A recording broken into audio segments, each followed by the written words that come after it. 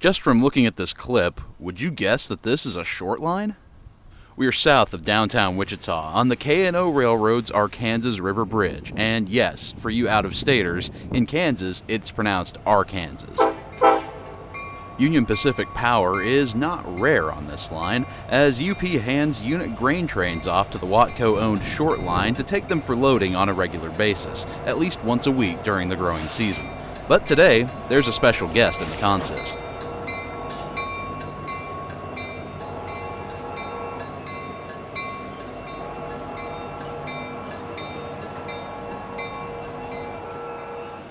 According to some sources, this marks the first time a heritage unit has found its way onto the K&O at least since 2018.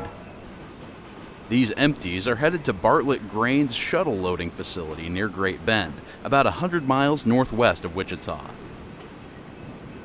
The train is now coming off the connector from the K&O's Orient Yard and onto the Hutchinson subdivision.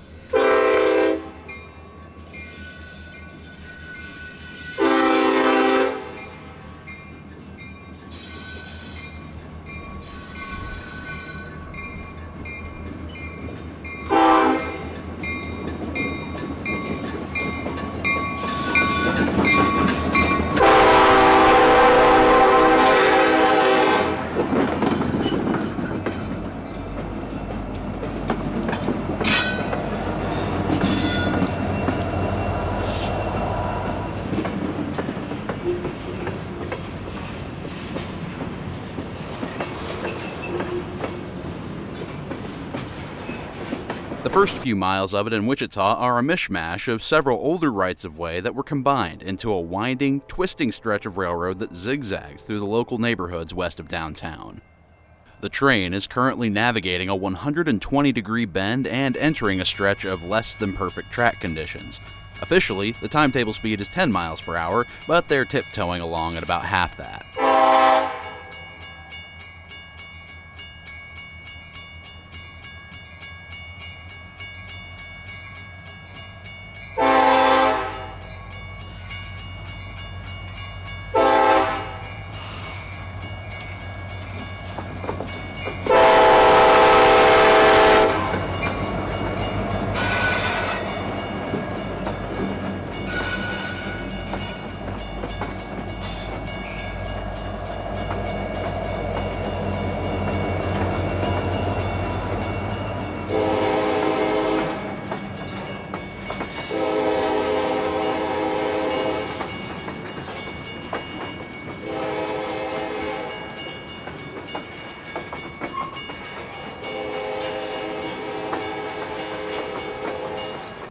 Past Central Avenue, the line straightens out into a long diagonal run, but the track is still good old-fashioned jointed rail.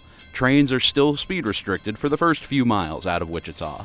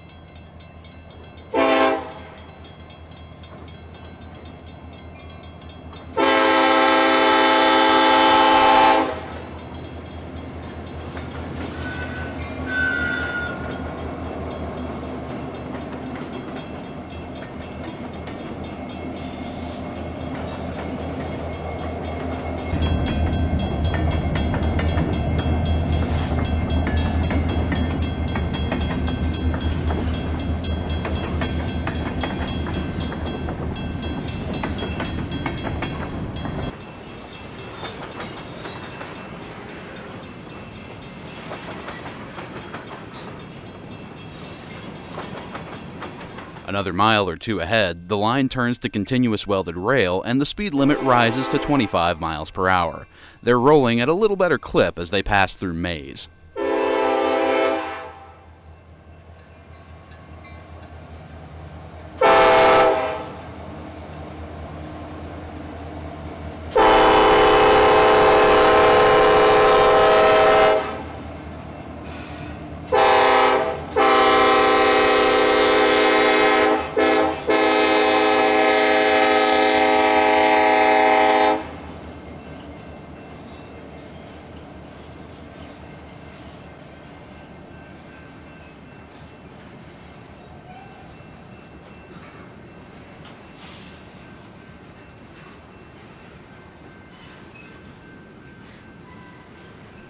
But they won't hold on to that speed for very long. 2 miles ahead is the Colwich double siding, where the train will stop and tie down.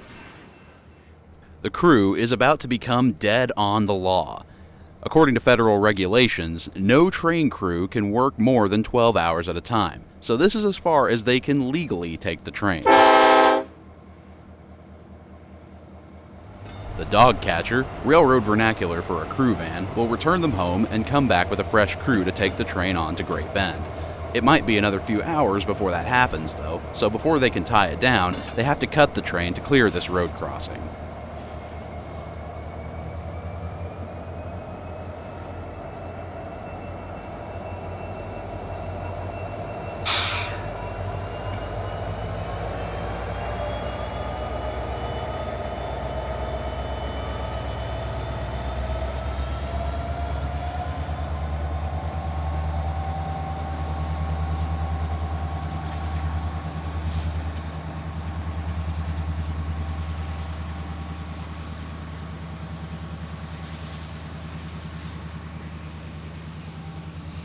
The engineer is wasting no time today. Maybe he's racing the clock, or maybe he's just having a little fun as he pushes the locomotives up to full throttle, notch 8.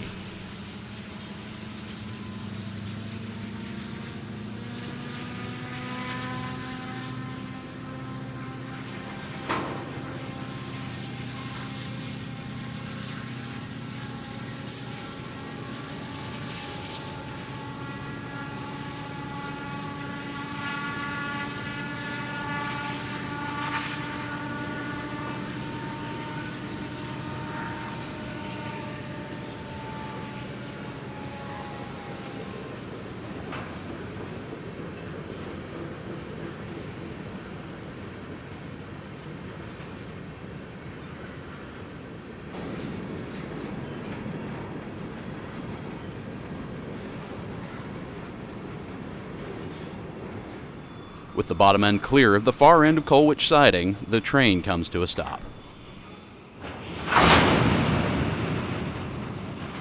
The center track is the main line, but because this is a lightly trafficked short line, tying down on the main is no problem.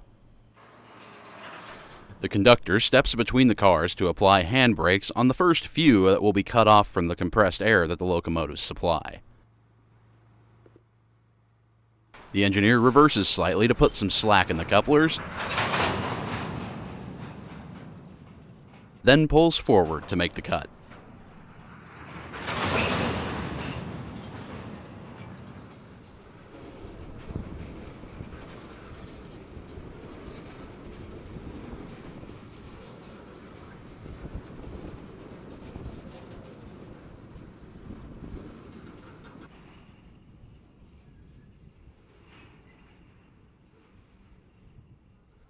A couple of days later, the same train has returned to Wichita with loads in tow and Heritage Unit 1988 in the lead position.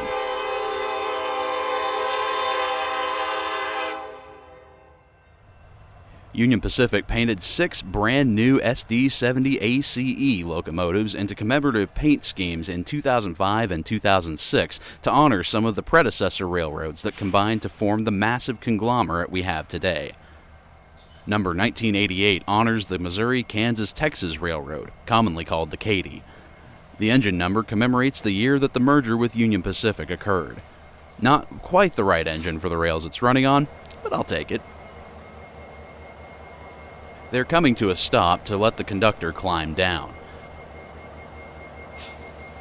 A grade crossing on Friends University's campus is not functioning, so the conductor has to get out, walk down, and flag the crossing manually.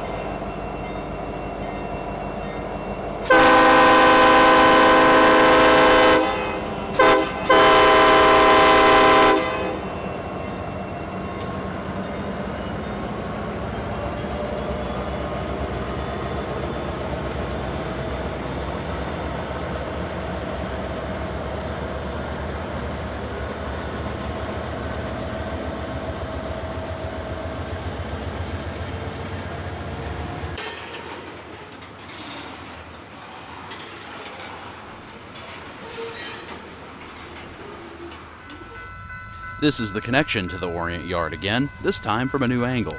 This half-mile segment of track was once Santa Fe's branch line that ran west to Pratt, Kansas, but this segment ends about a mile past the diamond in the background these days.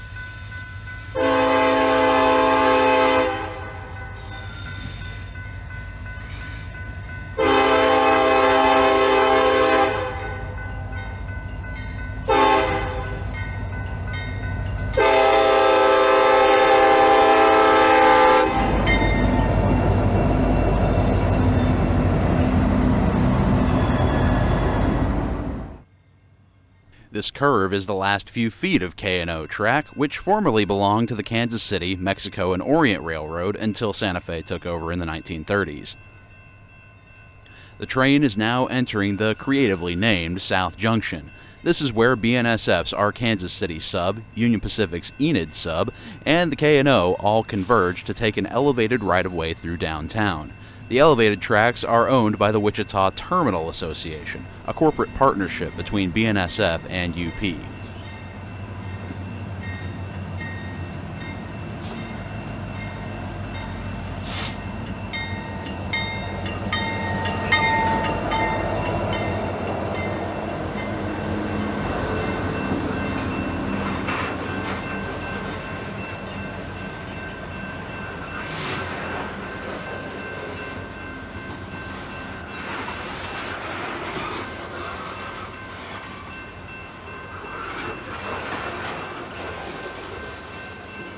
Three miles to the north is the also creatively named North Junction, where UP and BNSF part ways once again. K&O runs interchange traffic to the yards of the Class 1 railroads daily, but does not have any further trackage past South Junction. Our grain train is now returning to home rails and entering Union Pacific's Wichita yard. Meanwhile, a local job works one of the nearby mills in North Wichita.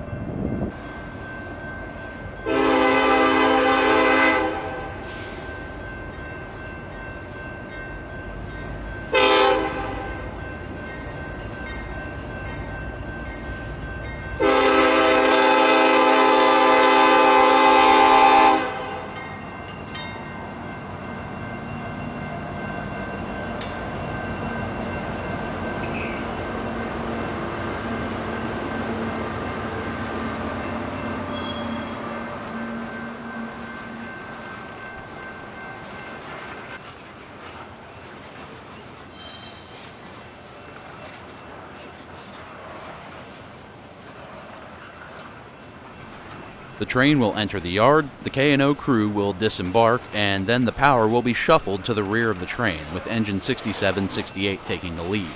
This train will leave Wichita in a few hours, bound for Eagle Pass, Texas, where it will be handed off to Ferromex for export.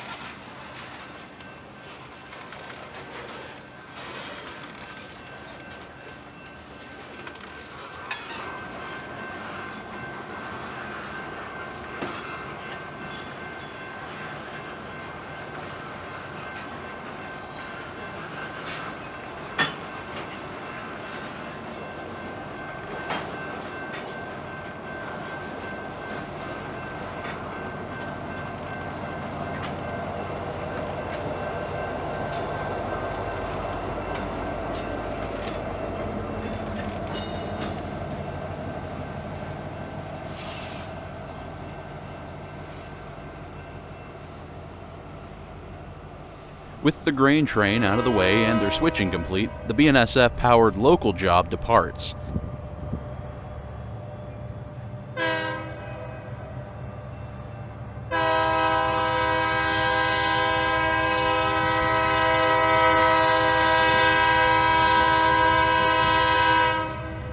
This track was once the Rock Island, then Union Pacific main alignment through Wichita until the early 2000s, when the elevated right-of-way was built through downtown.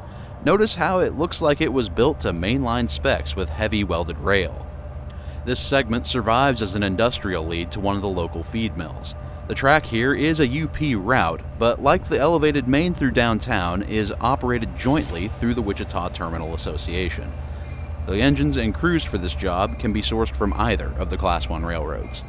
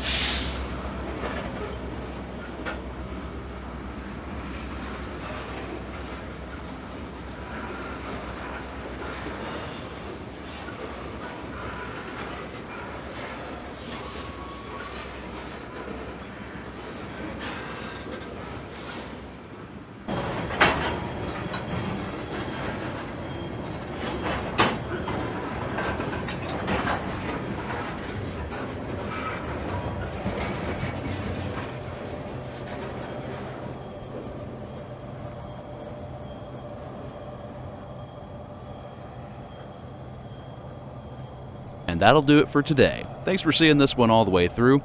I'll catch you at the next one.